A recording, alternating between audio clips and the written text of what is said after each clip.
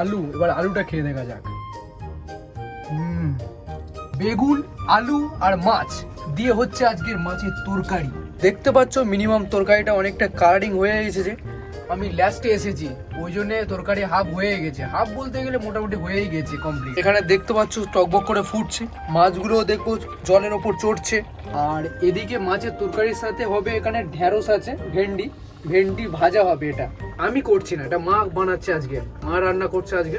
Minimum তরকারিটা হয়ে গেছে, মানে তরকারিটা কেমন ঝাল নুন ঠিকঠাক আছে কি পারফেক্ট আছে সবকিছু একটু টেস্ট করে দেখতে হবে। গরম আছে কিন্তু, ঝোলটাকে হালকা করে।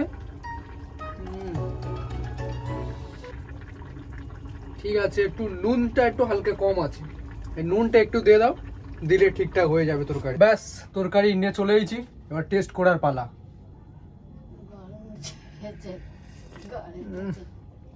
গরম আছে কিন্তু, গরম গরম।